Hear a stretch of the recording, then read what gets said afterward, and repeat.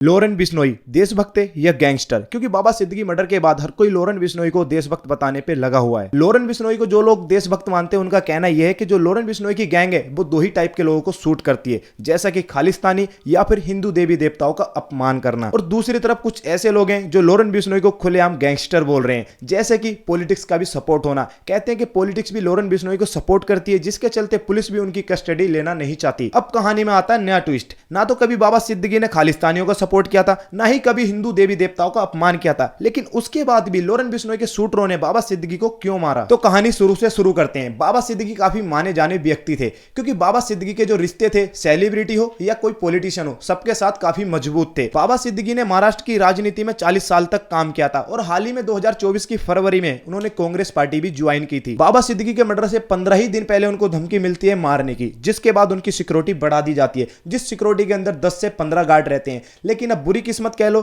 या ज्यादा ही बुरी किस्मत कह लो, जिस रात बाबा सिद्दीकी का मर्डर होता है उस रात सिर्फ उनके पास 3 ही सिक्योरिटी गार्ड थे। जिस रात बाबा सिद्दीकी का मर्डर होता है उस रात वो अपने बेटे जीशान सिद्दीकी के ऑफिस में थे और तकरीबन 9 बजे के आसपास वो ऑफिस से बाहर आते हैं। बाहर काफी ज्यादा शोर शराबा था, क्योंकि उसी दिन दशहरा था और उसी दिन मां दुर्गा की पूजा का आखिरी दिन था, तो मूर्ति विसर्जन भी चल रहा था और बाहर काफी ज्यादा पटाखे जलाए जा रहे थे, जिसके चलते शोर शराबे में कुछ भी दिख भी नहीं रहा था और ना ही कुछ सुनाई दे रहा था। तो जैसे ही बाबा सिद्दीकी अपने बेटे के ऑफिस से बाहर निकलते हैं गाड़ी में बैठने के लिए, उसी वक्त वहां पर 3 शूटर आ जाते हैं। पहले वो शूटर जो उनके गार्ड होते हैं उनके ऊपर पेपर स्प्रे मारते हैं, उसके बाद बाबा सिद्दीकी के ऊपर फायरिंग करने लग जाते हैं। 6 राउंड फायरिंग करते हैं, जिसमें से 2 गोली उनके पेट पे लगती है और 1 गोली उनके चेस्ट पे लग जाती है, जिसमें से 1 गोली उनके गाड़ी के बोनेट पे भी लगती है। गोलियों की आवाज सुनने के बाद वहां पर काफी ज्यादा भगदड़ बच जाती है, लेकिन उसी बीच में बाबा सिद्दीकी को इमरजेंसी में लीलावती हॉस्पिटल लेके जाते हैं, लेकिन बॉडी से ज्यादा ब्लड बहने के कारण बाबा सिद्दीकी की मौत हो जाती है। ये काम लोरेन बिश्नोई की गैंग ने किया है। तो बाबा सिद्दीकी ने ना ही कभी हिंदू देवी देवताओं का अपमान किया था, ना ही कभी खालिस्तानियों को सपोर्ट किया था, उसके बावजूद भी बाबा सिद्दीकी को क्यों मार दिया?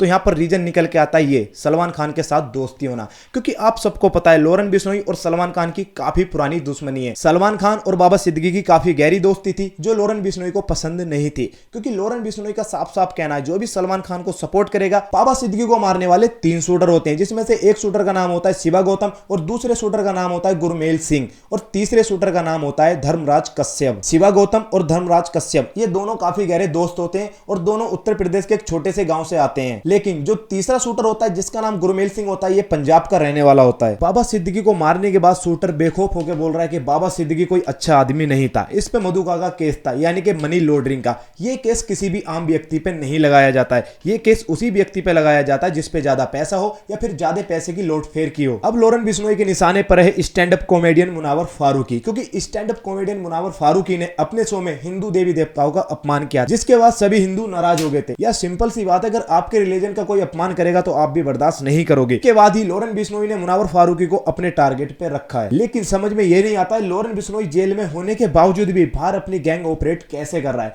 क्या इसके पीछे किसी पॉलिटिशियन का हाथ है या फिर खुद पुलिस कर्मचारियों का हाथ है? ये सारी चीजें मुझे तो नहीं पता है, लेकिन इतना जरूर है कि लोरेन बिश्नोई जेल के अंदर है और उसकी गैंग बाहर काम कर रही है। बाबा सिद्दीकी के मर्डर के बाद उनके बेटे जीशान सिद्दीकी को भी मारने की धमकी मिली है। तो हमारे YouTube चैनल की ये पहली वीडियो है। मुझे पता है मैं आप लोगों को अच्छी तरीके से समझा नहीं पाया हूं, क्योंकि मुझे इन सब चीजों की अभी नॉलेज नहीं है। मैं धीरे धीरे नॉलेज गेन कर रहा हूं और जैसे मुझे ठीक ठाक नॉलेज हो जाएगी तो आप लोगों को भी वीडियो में मजा आने लग जाएगा। तो मुझे सपोर्ट करने के लिए चैनल को सब्सक्राइब कर देना और इस वीडियो को लाइक कर देना और कमेंट सेक्शन में अपना ओपिनियन जरूर देना।